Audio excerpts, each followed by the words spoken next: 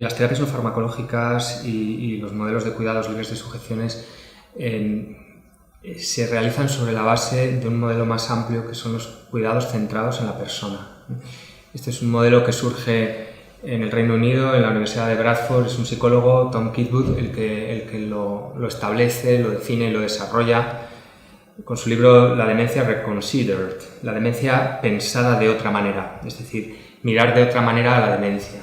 De eso es de lo que se trata y a lo que yo invitaría a los trabajadores profesionales de Albertia y en general a todos los profesionales que se dedican a cuidar de personas con demencia. Intentar ponerse en la perspectiva de la persona que padece la demencia. Tenemos que ser capaces de comprender quién es esa persona, desde dónde ha llegado hasta aquí, de dónde procede, y eso pasa por saber dónde nació, cómo era su infancia, a qué se dedicó, cómo llegó hasta aquí, qué pasó en su vida en los últimos años, o acontecimiento traumático, estresante, ¿no? Y entonces tratar de interpretar desde ese origen todo lo que está esa persona viviendo en este momento, ¿no? Y además ser capaces de comprender que esa persona no entiende bien tampoco lo que está pasando a su alrededor.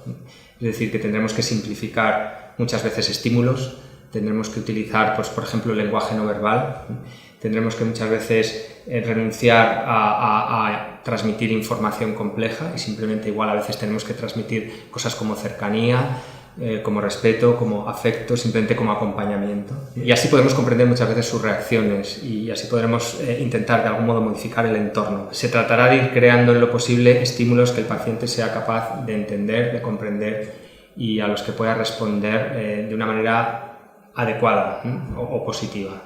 Desde luego es un reto, no es nada sencillo. Al final la persona con demencia, para ella es posible que lo más importante no sea ser capaz de recordar todo, sino simplemente sentir que es capaz de hacer cosas, ¿no? Sentir, por ejemplo, que es autónomo para vestirse, ¿no? Sentir que tiene, por ejemplo, cierta intimidad y que se le respeta su intimidad, por ejemplo, en su habitación, sentirse acompañado, sentir que interactúa con otras personas, ¿no? Sentir que es capaz de disfrutar cuando viene a verle su familia, ¿no? Y todo eso, para eso no es necesaria la estimulación cognitiva. Una persona siempre va a recordar que él fue maestro, que él fue médico, que él fue madre, que él fue padre, que él fue trabajador, que a él le gustaba el campo, ¿no? Pero de pronto empieza a encontrarse en un lugar que no conoce muy bien, con personas a las que tampoco conocen muy bien, ¿no? Entonces, tenemos que ser capaces de transmitir, de crear empatía, ¿no? Tenemos que ser capaces de que las personas con demencia nos vean como alguien familiar, ¿no? Y para eso, en cierta manera, tenemos que entrar en su mundo, ¿no? Y tenemos que hablarles de ese mundo, ¿no? Y tenemos que, lo que la enfermera Naomi Feil llamaba terapia de validación, ¿no? Ser capaces de transmitir que estamos comprendiendo, en cierta manera, lo que les está pasando y tenemos que, básicamente, respetar todos esos sentimientos, ¿no? Y, si acaso, devolvérselos como algo positivo, ¿no? Pero siempre aceptarlos. Hay que hablar más de palabras, no tanto proyecto vital, sino a palabras como persona, dignidad, respeto y al final afectividad. Hay que trabajar mucho con los familiares, con las personas más allegadas, ¿no? Que se van convirtiendo un poco en los garantes de esa dignidad y de ese respeto, ¿no? Para que nos vayan transmitiendo lo que ellos sabían de esa persona y cómo a esa persona le hubiera gustado estar al final, ¿no? Las personas más allegadas pues nos pueden dar claves, ¿no?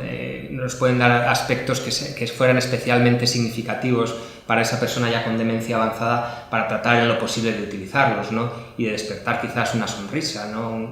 Una mirada cómplice.